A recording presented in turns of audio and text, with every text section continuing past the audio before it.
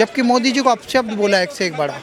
मैं यही कहना चाहता हूँ कि इन लोगों को अपनी टिप्पणियों पे देखना चाहिए कि वो मोदी का कद बड़ा कर रहे हैं, गिरा नहीं रहे।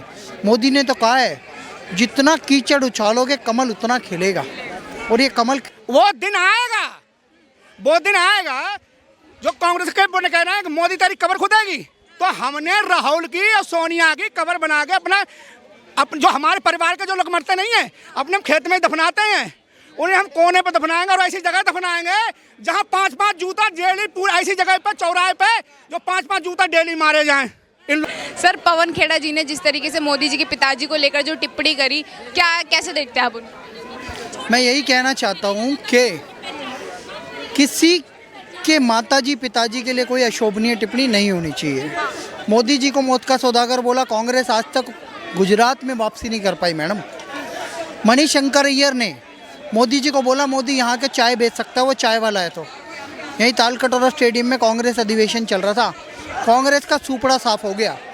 जिस भी कांग्रेसी ने मोदी जी को गाली दी है, चाहे सुबोध कांत साय हो, चाहे राहुल गांधी हो, जिन्होंने चौकीदार चोर बोला, 5 पन्नों की माफ़ीनामा सुप्रीम कोर्ट में दे के आए। अब नहीं बोल सकते वो, ना राफेल घोटाला निकला ना चौकीदार चोर है। जो चोर हैं उनका नेशनल हेराल्ड पे ताला लग गया है, वो बेल पे घूम रहे हैं। कांग्रेस पार्टी समाप्ति की ओर जा रही है। वो कहते हैं ना, दिया जब बुझ रहा होता है तो फड़फड़ा रहा होता है, तो दिया के अंतिम समय है, कांग्रेस का अंतिम समय है। ये डूबता जहाज है जिसे कपिल सिब्बल छोड़ के जा रहे हैं, गुमनाम नबी आज़ाद छोड़ के जा रहे हैं, ज्योतिरादित्य सिंधिया छोड़ के जा रहे हैं, जिन्हें छोड़ के जा रहे हैं कैप्टन अमरिंदर सिंह, सबसे पुराने नेता, पटियाला रियासत के मालिक, और उसके अलावा जितिन प्रसाद, RPN सिंह, ऐसे असंख्य नाम हैं जो कांग्रेस पार्टी छोड़ चुके हैं। यहाँ तक कि तमिलनाडु से एक नेता आते हैं जो पहले राष्ट्रपति रहे थे, उनके पोते भी आज CV रमन कुछ नाम था उनका, उन्होंने भी इस्तीफा दे दिया। तो ये डूबता जहाज है। पवन खेड़ा जैसे बदतमीज लोग जो कल तक शीला दीक्षित की चप्पल उठा के घूमते थे, आज 500 करोड़ संपत्ति बना चुके हैं और गुंडागर्दी करने में नंबर 1, अपशब्द बोलने में नंबर 1, वो व्यक्ति कांग्रेस को डुबाने में भी नंबर 1 साबित होगा। राहुल गांधी के बाद जल्दी कांग्रेस का सुपड़ा साफ हो जाएगा। या तो अपने बयानों पे लगाम लगा लो या अपना कोई अच्छा चरित्र बना लो, अगर अच्छा विपक्ष बनना है तो, नहीं तो बिल्कुल सुपड़ा साफ कर दिया जाएगा जनता द्वारा। सर, अगर प्राइम मिनिस्टर की अगर हम बात करें तो लगातार कांग्रेस पार्टी क्यों टिप्पणी कर रही है प्राइम मिनिस्टर की? क्या उनकी कोई रिस्पेक्ट नहीं है या ये लोग समझते नहीं है कांग्रेस वाले उनकी रिस्पेक्ट की? रिस्पेक्ट तो बहुत थी। क्या अटल जी की रिस्पेक्ट नहीं करते थे नेहरू जी? क्या अटल जी इंदिरा गांधी जी की रिस्पेक्ट नहीं करती थी? क्या कभी संसद में आपने हियरिंग सुनी है? जब 2019 का चुनाव था लोकसभा का, उससे पहले मुलायम सिंह यादव ने मोदी जी को कहा कि आप प्रधानमंत्री बनोगे दोबारा। इतना सम्मान दिया जाता है एक दूसरे को। जब अभी शरद यादव जी का देहांत हुआ तो पहला ट्वीट मोदी जी ने किया। ये एक दूसरे को सम्मान देने वाली बात है। मोदी जी कभी भी बर्थडे विश करते हैं राहुल गांधी जी, सोनिया गांधी जी को, कितने सम्मानपूर्वक करते हैं। क्या वो कभी अशोभनीय टिप्पणी करते? नहीं।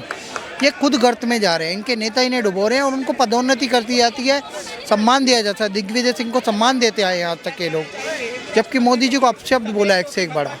मैं यही कहना चाहता हूँ कि इन लोगों को अपनी टिप्पणियों पे देखना चाहिए कि वो मोदी का कद बड़ा कर रहे हैं, गिरा नहीं रहे।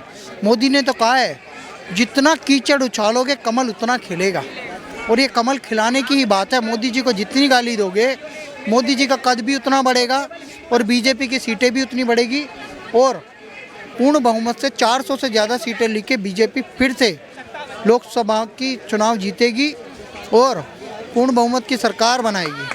देखना 2024 में। सर, आपने देखा होगा कि जब दिल्ली एयरपोर्ट से पवन खेड़ा जी को जब हिरासत में लिया गया था तो उनके समर्थक एयरपोर्ट के बाहर बैठ के नारेबाजी कर रहे थे कि मोदी तेरी कब्र खुदेगी। क्या इस तरह की टिप्पणी देना शोभा करता है? देखो, मोदी जी एक तो हिंदू हैं, कब्र जैसा शब्द जो बोलेगा या तो वो जिहादी है या वो आतंकी है। मेरी नज़रों में कांग्रेस ही आज तक जिहादी पार्टी हो गई है। कब्र शब्द एक सनातनी के लिए अब नहीं बोलना चाहिए। पहली बात तो उनके देहांत की बात ये बार बार क्यों करते हैं? सबसे बड़ी बात, उनसे इतनी जेलस क्यों है, इतना चिढ़ते क्यों हैं? मैं यही कहना चाहता हूँ कि प्रधानमंत्री को टिप्पणी करते करते ये देश विरोधी हो जाते हैं, और आज तो सनातन के विरोधी भी टिप्पणी कर दी इन्होंने। तो इन लोगों को जनता सबक सिखाएगी। 2024 नज़दीक है, प्रधानमंत्री नरेंद्र मोदी का कुछ नहीं बिगड़ेगा। वो 2024 में तीसरी बार प्रधानमंत्री बन जाएंगे।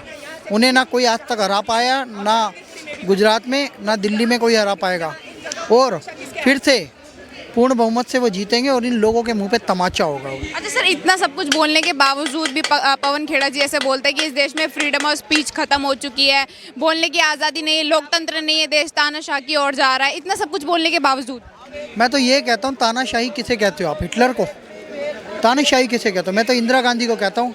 इंदिरा गांधी ने 18 महीने की तानाशाही लगाई थी इस देश में, वो सारे नेताओं को जेल में डाल दिया था। जेपी जेल में थे, आडवाणी जी, अटल जी, सारे बड़े नेता, नीतीश जी भी उस समय पे, मुलायम सिंह यादव, जॉर्ज फर्नांडिस, सारे नेता जेल में थे। क्या वैसी इमरजेंसी अब है? आपातकाल का मतलब तो वही हो गया ना, इंदिरा गांधी ने जो लगाया था। अब कोई भी जेल में नहीं है, आप एयरपोर्ट पे प्रोटेस्ट कर पा रहे हो। इंदिरा गांधी के समय पे तो कांग्रेस वाले एयरपोर्ट से फ्लाइट चोरी कर लेते थे, आपको पता है? पूरा का पूरा प्लेन हाईजैक कर रखा है कांग्रेस कार्यकर्ताओं ने इंदिरा गांधी के चक्कर में। तो ये लोग दुष्ट हैं, झूठ बोलते हैं, मक्कार लोग हैं। कांग्रेस का सफाया होने वाला है, जल्द कांग्रेस मुक्त भारत होने वाला है, देखते जाओ मैडम। चलिए और लोगों से राय लेते हैं। वो दिन आएगा, वो दिन आएगा जो कांग्रेस के बोले कह रहे हैं कि मोदी तेरी कब्र खुदेगी, तो हमने राहुल की और सोनिया की कब्र बना के अपना जो हमारे परिवार के जो लोग मरते नहीं है, अपने खेत में दफनाते हैं, उन्हें हम कोने पर दफनाएंगे और ऐसी जगह दफनाएंगे जहां 5-5 जूता डेली, पूरी ऐसी जगह पर चौराहे पे जो 5-5 जूता डेली मारे जाएं इन लोगों में। इनके कर्म वो हैं। स्क्रिप्ट लिखी जाती है अमेरिका से, जॉर्सेंस है अमेरिका का, जॉर्सेंस है अमेरिका का।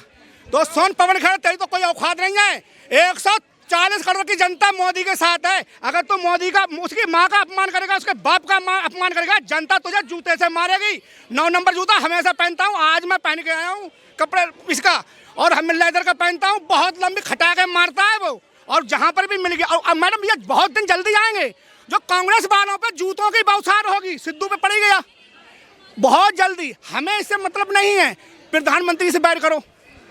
अमेरिका का बिजनेसमैन है, उसने कही मोदी को हटाओ, पैसा जितना भी खर्च हो।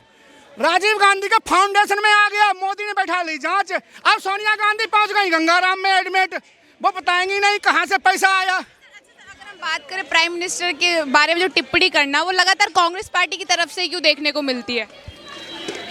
ईर्ष्या, जलन, खुजली होती है इन्हें अपना नाश कैसे, विनाशकाली विपरीत बुद्धि।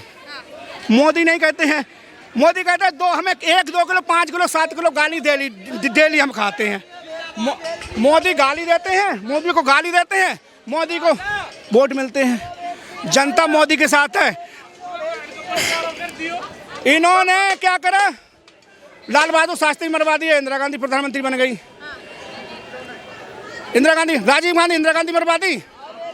जगदीश टाइटल ने मर्दाओं सरदारों को कत्लेआम करा, उसी को ही अपनी उसमें कमेटी में रख रखा है। 13वां नंबर है, जाओ कांग्रेस के लोग पढ़ के देख लो। आप कहते हो व्हाट्सएप यूनिवर्सिटी है, दिमाग आ गया। 13वें नंबर पर जगदीश टाइटल का जो सरदारों का हत्यारा है, उसके लिए तुमने पार्टी में रखा है, उल्लू बनाते हो। फिर 181 रैली सोनिया गांधी ने करी, 182 रैली में नहीं थी सोनिया गांधी, राजीव गांधी मरवा दिए। वो तो एक ठप्पा लग गया कि विदेशी मूल्य की महिला, इसलिए प्रधानमंत्री नहीं बनी सोनिया। तो विदेशी बछड़े जो दोगले बछड़े प्रधानमंत्री लायक नहीं है। तुम मोदी के बाप को, मोदी के खानदान को, मोदी की माँ पे लांछन लगाओगे। मोदी के संस्कार तुम में आ गए, राहुल में पहुंच गए मोदी के संस्कार। अपनी माँ का लाइस बांध रहे थे, कभी भी लाइस बांधते हुए मोदी का और राहुल का देखा, अपनी माँ का लाइस बांध रहे थे। ये क्या आ गया, मोदी जी अपनी माँ के पैर छूते थे, उन्हें आ गया कि हम भी अपनी माँ का मान सम्मान करें।